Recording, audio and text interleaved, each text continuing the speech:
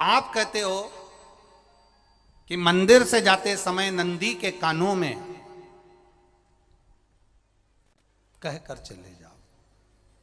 बैठिए बैठिए बैठिए बैठिए। बहुत सुंदर प्रश्न है आपके, बहुत भाव से और आनंद से आपने करा, और जनमानस के कल्याण के प्रश्न है ये, केवल आपके लिए नहीं है, ये सबके लिए इतने जोरदार प्रश्न हैं। जो गलती भी करते होंगे तो उसको सुधार सकते। आपने कहा कि नंदी के कानों में कहना चाहिए। लोग हंसते हैं, कहते हैं बताओ वो नंदी के कानों में भगवान को कहना चाहिए। वैसे तो हम आपको एक बात बता दें कि दुनिया के लोग किसी दूसरे धर्म की कभी हंसी नहीं उड़ाते। दुनिया के लोगों को दूसरे का धर्म अच्छा लगता है। दुनिया के लोग सबसे ज्यादा हंसी उड़ाते हैं तो हमारे सनातन धर्म की ही उड़ाते हैं, और जी खुद उड़ाते हैं, दूसरा उड़ाने वाला नहीं होता। दूर के ढोल हमें समझ में आते हैं, उसका धर्म हमें समझ में आ गया, उनके यहाँ क्या है, ऐसा है, आओ कुछ नहीं, उनके धर्म में ऐसा है। कितना आनंद हमें दूसरे के धर्म में लग रहा है, और हमारा सनातन धर्म हमको बुरा लगता है। हमारे सनातन धर्म हमें बुरा लगने लगा। अरे भाई, लोग कहते हैं कि नंदी के कान में कहते हो, ये कोई हमारे पुराणों में या शास्त्रों में लिखा है? भगवती बहन साहू, आपको धन्यवाद देना चाहूंगा और एक बात कहना चाहूंगा। जितनी भी शिव महापुराण के अंतर्गत चाहे उपाय जो बताए जाते हैं कि बेलपत्री ऐसे चढ़ाना, काली मिर्च ऐसे चढ़ाना, चावल ऐसे चढ़ाना, धतूरा का क्या महत्व है, शमी के पत्ते का क्या महत्व है, बेलपत्री के पत्ते का क्या महत्व है, ये जितनी भी बातें बताई जाती हैं ये सब पुराण के अंतर्गत से बताई जाती है।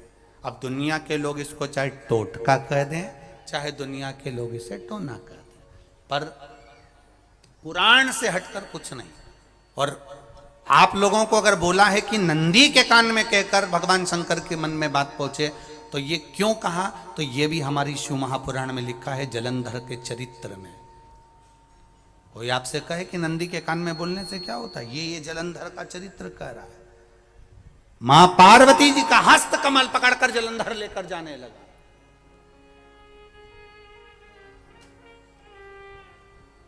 वृंदा का पति लेकर जा रहा। वृंदा तो भगवान की भक्ति में लीन रहती थी, उसको तो जलंधर को सबसे ज्यादा तकलीफ थी नारायण से, पर शिव के पास आ गया, क्योंकि ईर्षा प्रवृत्ति अभी कथा में कहा, कोई कोई ऐसा होता है जिसको तुमसे बेर नहीं होता तो भी अंदर से ईर्षा जाग जाती है। कोई कोई ऐसा होगा जिसको अंदर से ईर्षा जागती है, अपने आप अंदर से ईर्षा जागती है, उसका कोई बेर नहीं, और ईर्षा जाग रही, भीतर से ईर्षा जाग। ना आप उससे मिले हो, ना कभी वो आप उसके सामने बैठे हो। कई लोग किसी ना किसी की बुराई करते हैं तो हम लोग पूछ भी लेते हैं, क्यों साहब उनसे मिलकर आए हो क्या तुम? कभी नहीं मिल किया है, कभी उनका सामना हुआ नहीं हुआ, तो फिर बुराई क्यों कर रहा? एक ने कर दी थी इसलिए हमारे ध्यान में था तो हमने भी कर दी। लो, वो कुआं में डूब के मरेगा तो तू भी मरेगा का? नहीं। नंदी सामने बैठा है, गणेश जी को मालूम पड़ गया, कार्तिकेय को मालूम पड़ गया, मां पार्वती जी का हस्त कमल जलंधर ने पकड़ लिया और लेकर चला। मालूम पड़ गया, तब नहीं रहा गया। गणेश जी को क्रोध आ गया और गणेश जी महाराज आए, शिव जी को जगाने लगे। पिताजी पिताजी पिताजी कर कर जगाया। उठो पिताजी, पिताजी उठिए, पिताजी जागिए। पिता को जगा रहे हैं। भगवान शंकर नहीं उठे, तप में लीन थे। क्या करें हम? जलंधर के पास में इतना बल है, इतना बल है, और पिता की आज्ञा नहीं होगी तो हम कैसे मार देंगे इसको? मारने को तो मार दें। मां ने आज्ञा करी थी कि जलंधर उसको तारकासुर को मार दो, तो कार्तिकेय ने तारकासुर को मार दिया। शिव जी की आज्ञा नहीं तो हम इसको कैसे मारें, क्या करें? सब कुछ गणेश जी ने देख लिया, शंकर जी के ऊपर बहुत बहुत बहुत बहुत प्रार्थना कर कर देख ली, पर शंकर जी नहीं जागे। तब आखिरी में विनायक ने, गणेश ने, जितने लोग आस्था चैनल पर कथा सुन रहे हैं, जितने लोग फेसबुक यूट्यूब पर कथा सुन रहे हैं, इस बात को याद रखना कि नंदी के कान में कहने से क्या होता है वो ये इस कथा से सीख लेना।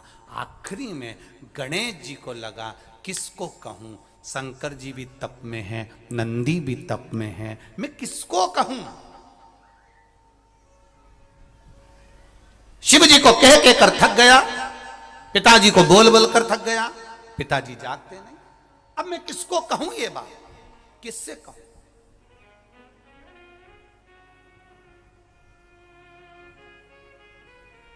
विनायक गए सीधे अब नंदी के पास में। नंदी भी तप में लीन थे, शंकर जी की ओर मुख था, शंकर जी की ओर मुख था। गए और जाकर तुरंत विनायक ने नंदी के कानों में जाकर कहा, नंदीश्वर,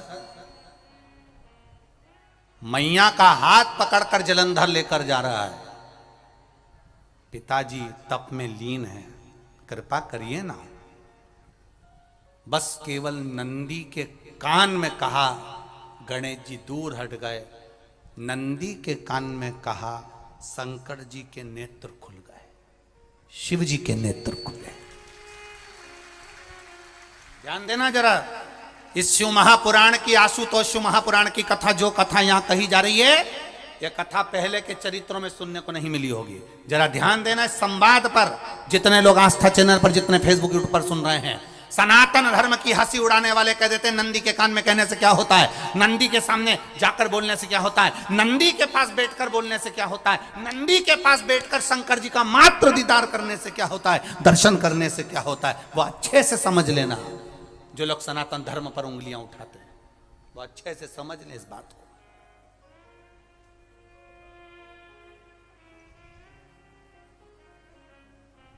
क्या होता है, नंदी तप में लीन, शिवजी तप में लीन, शिव नहीं उठ रहे। विनायक ने नंदी के कानों में जाकर कह दिया, नंदी के कान में जाकर कहा, नंदी के नेत्र नहीं खुले। नेत्र किसके खुले? जम के बोलो, महादेव के खुले, शिव जी के खुले। ये मन का तार, नंदी शंकर की आराधना कर रहे थे, शिव अपनी भक्ति में डूबे थे। यहां कहा, यहां पहुंचा, जो दिल में था उस तक बात पहुंच गई। नंदी के दिल में शिव थे, तुम कहे, नंदी ने शंकर तक बात पहुंचा दी। वो सूत्र जो बंधा था दिल से दिल तक का, वो पहुंच गया। वो सूत्र जो दिल से दिल तक बंधा हुआ था, मन से बंधा हुआ था, खबर वहां तक पहुंच गई, खबर पहुंच गई। लुटाइए, ये मौका मिला है आनंद का, दिल से प्रेम लुटाओ। नंदी से कहा, नंदी ने देवादिदेव महादेव से नहीं कहा। केवल नंदी आंख बंद कर कर बैठे थे, कहते सही भगवान गणेश के शब्द शिव जी तक पहुंच गए। शिव जी के नेत्र खुल गए और उन्होंने जलंधर के पास पहुंचकर पार्वती जी का हस्त कमल छुड़वाया। जरा विचार करिएगा, आप नंदी से कहते हो मेरे महादेव तक बात पहुंच जाती है। आपको केवल नंदी से प्रेम से कहना है, नंदीश्वर मेरे बाबा, ए मेरे बाबा, आप रोज शिव जी को लेकर भ्रमण पर निकलते हो, मुझे बहुत दुख है, आप मेरे दुख को मिटाने के लिए मेरे दरवाजे पर क्यों नहीं आते? नंदीश्वर से कहा, शिव जी तक बात पहुंच जाएगी, शंकर के नेत्र आपके लिए खुल जाएंगे और महादेव आपके यहां खड़ा मिलेगा, मेरा महादेव आपके पास में खड़ा मिलेगा। आशुतोष महापुराण की कथा कहती है, लोग कहते हैं नंदी को कहने से क्या होता है, ये शिव पुराण कह रही है, कहा वहां तक पहुंचा, दिल से दिल का कंटेक्ट। हम कई बार कहे आपको, आप लोगों ने सुना होगा शिव महापुराण में कि बहुत दुख हो जिंदगी का, बहुत दुख तकलीफ, जैसे वो बहन ने लिखा, मेरे कर्जे में लदालुम हो गई, तकलीफ बढ़ गई, शरीर का रोग था, 15-20 साल हो गए, आराम नहीं, बेटे भी व्यसन में डूबने लगे क्योंकि कर्जा बढ़ गया, टेंशन में रहेगा आदमी तो गलत संगत की ओर चला जाता। व्यसन में आदमी पड़ने लगा, केवल टेंशन के चक्कर में। और आखिरी में हुआ क्या? शिव तत्व को जाना। आपसे भी निवेदन है, जब दुख की घड़ी अपार हो, समस्या बड़ी हो, बहुत तकलीफ हो, बहुत कष्ट हो, एक लोटा जल जब महादेव को चढ़ाने के लिए जाओ, चढ़ाकर 2 क्षण मंदिर के अंदर नंदी के पास 2 क्षण बैठकर मेरे महादेव को निहारना। अपने दिल की बात उसके पास में बैठकर नहीं भी कहोगे ना, तो नंदी के पास मात्र बैठ भी गए, उस नंदीश्वर के पास मात्र बैठ गए, तो वो तुम्हारे दिल की बात समझ जाएगा। तकलीफ बढ़ गई ना, कोई बात नहीं, दवाई खाओ, डॉक्टर को दिखाओ, पर एक बार उस जल को शिव जी पे चढ़ाओ। चढ़ाकर जल लेकर जब घर जा रहे हो, 2 क्षण मेरे नंदीश्वर के पास में बैठ जाओ। नी भी कुछ कहना है मत कहो, एक बार उसके करीब में बैठकर दिल से, मन से मेरे महादेव से जो कहना चाहती हो, बस मन में भी धर लिया, तो मेरे नंदी ने सुनकर वो महादेव से कह दिया, दुनिया का सबसे ज्यादा तप करने वाला, समाधि में लगने वाला, साधना करने वाला, व्रत करने वाला, उपवास करने वाला, तप साधना में लीन होने वाला कोई है तो वो नंदीश्वर है, जो शिव जी के सामने बैठकर उनके सामने हमेशा सामने मुख कर कर तप में लीन रहे। कितने लोग हैं जो भगवान नंदी के कानों में कुछ कहकर आते हैं? बोले हो कभी? सीधे बोल देते हो क्या जाकर? नंदी के कानों में कहने का भी एक तरीका है, आप लोगों को मालूम होगा वो तरीका? नहीं मालूम? बेलपत्री की जो डंडी रहती है ना, बीच का जो भाग है, ध्यान दिए ना जरा सा, ये बीच की जो डंडी है, फिर से देखिए, बेलपत्री के 2 पत्ते और उसके पास में जो बीच की जो डंडी का भाग, पास में जो बीच की जो डंडी का भाग है, दिख रहा है आप लोगों को? ये 2 डंडी, ये बीच की 2 पत्ती और उसके बीच में जो 2 डंडी का भाग, आप लोगों को मालूम होगा वो तरीका? नहीं मालूम? बेलपत्री की जो डंडी रहती है ना, बीच का जो भाग है, ध्यान दिए ना जरा सा, ये बीच की जो डंडी है, फिर से देखिए, बेलपत्री के 2 पत्ते और उसके पास में जो बीच की जो डंडी का भाग है, दिख रहा है आप लोगों को? ये 2 डंडी, ये बीच की 2 पत्ती और उसके बीच में जो 2 डंडी का भाग होता है। जब हम देवाधिदेव महादेव से कोई बात कहने वाले होते हैं ना, कि बाबा बहुत दुखी हूँ, बाबा बहुत तकलीफ चल रही है, बाबा मैंने एक कंपटीशन एग्ज़ाम में परीक्षा दी है, बाबा मेरे जीवन में ये तकलीफ हो रही है, बाबा, तब इस बेलपत्री की जो ये डंडी होती है, इस उंगली से, इस अंगुष्ठ से इस डंडी को पकड़ा जाता है और बाबा के कर्ण में कहने से पहले ये हाथ को नंदी के ऊपर रखकर फिर हम बाबा के नंदी के कानों में कहते हैं और चलते समय इस बेलपत्र को अशोक सुंदरी की जगह पर चढ़ाकर वापिस सजाते हैं। देव अधिदेव महादेव को पार्वती की बात मानना ही पड़ती है और वो कहना ही पड़ता है। ये बेलपत्र की महत्व है। ये जितना फल एक बेलपत्र की पत्ती में, उतना की उतना फल हम आपसे फिर कहेंगे।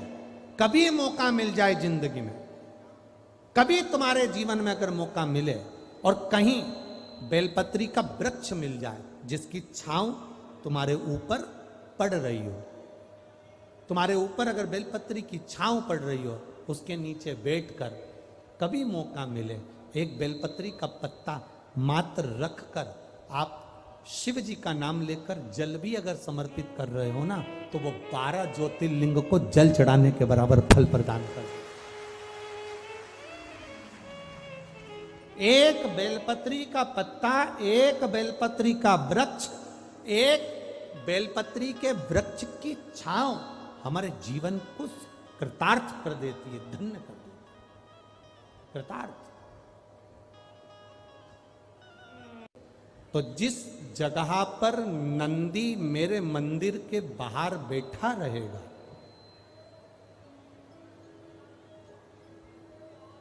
नंदी जिस जगह पर मेरे मंदिर के बाहर बैठा रहेगा, सुयशा उसके करणों में, करणों के करीब में तू स्वयं विराजमान रहे।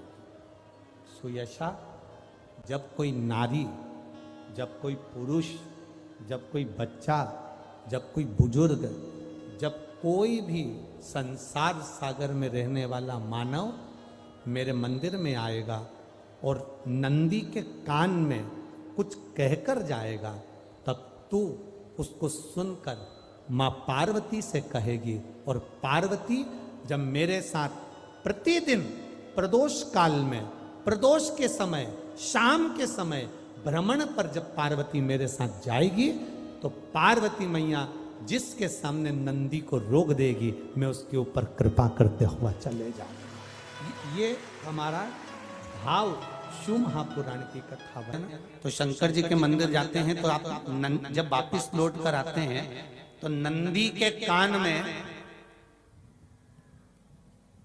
जब हम नंदी से कुछ कहते हैं, आप लोग जब वापिस लौट कर आते होंगे तो नंदी से कहकर आते होंगे ना कुछ ना।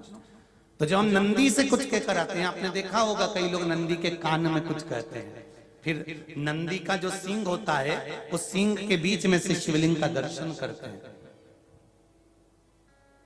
तो नंदी को जब कोई बात कही जाती है, नंदी से जब कुछ कहा जाता है कि हमारी बात शिवजी तक पहुंचाना, तो उसमें सबसे पहला अगर नाद करा जाता है नंदी के कानों में, तो ओम का नाद करा जाता है। आप सीधे जाकर अगर कहेंगे नंदी को कि हमारी ये बात है, आप वहां तक पहुंचा देना, तो नंदी उस बात को कहे चाहे नहीं कहे, पर जब आप नंदी के कान में ओम कहने के बाद में अपने हृदय की बात कहते हैं, तो जैसे एक पत्र आपने भेजा और पत्र को तुमने लिफाफे के अंदर रख दिया, रखने के बाद में तुमने एड्रेस भी लिख दिया, समझ लेना बहुत अच्छे से। एड्रेस लिखने के बाद में तुमने अपना मोबाइल नंबर भी लिख दिया, सब कुछ कंप्लीट कर दिया। अब इस लिफाफे को तुमको भोपाल भेजना है सागर से, और तुमने ले जाकर इस लिफाफे को डाकघर के डब्बे में डाल दिया। लिफाफा जाएगा, जम के बोलिए, एड्रेस पूरा लिखा है, पीछे तुम्हारा नाम भी लिखा है, मोबाइल नंबर भी लिखा है, सब कुछ लिख दिया, पर लिफाफा जाएगा नहीं। क्यों नहीं जाएगा? क्योंकि उस पे टिकट चिपका नहीं है।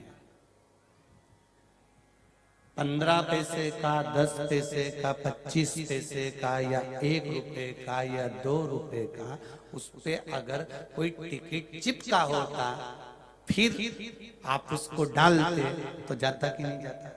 चले जाता। ये ओम सनातन धर्म के अंतर्गत जितने भी मंत्र होते हैं, जितने ब्राह्मण मंत्र का उच्चारण करते हैं, जितने ब्राह्मण मंत्र पढ़ते हैं और मंत्र का उच्चारण करते हैं, उसमें ओम का नाद क्यों करते हैं? क्योंकि ये हमारे श्लोकों को, हमारे शब्दों को, हमारे दिल की बात को टिकट का काम कर कर परमात्मा तक पहुंचा देता है। ये ओम अक्षर, ओम शब्द, ओम नाद। कभी कभी बेलपत्र देखना, जब बेलपत्र आप समर्पित करते हैं तो ऊपर वाली जो पत्ती होती है उस पे ओम लिखते हो। कई किसी को लिखते हुए देखा होगा, चंदन से, पीले चंदन से, लाल चंदन से। सबसे मूल 3 पत्तियों में बीच वाली जो पत्ती उस पे ओम लिख दिया, फिर इधर वाली में लिख दिया नमः, इधर वाले में लिख दिया शिवाय। कभी आपने देखा कि इधर वाली पत्ती में ओम लिखा हो, इधर में नमः लिख दिया हो, इधर में शिवाय लिख दिया हो? नहीं, लिखने वाला लिखेगा, क्योंकि जो विद्वान होता है, चतुर होता है, जिसमें विद्वत्ता होती है, वो सबसे ऊपर वाली पत्ती में ही ओम लिखेगा,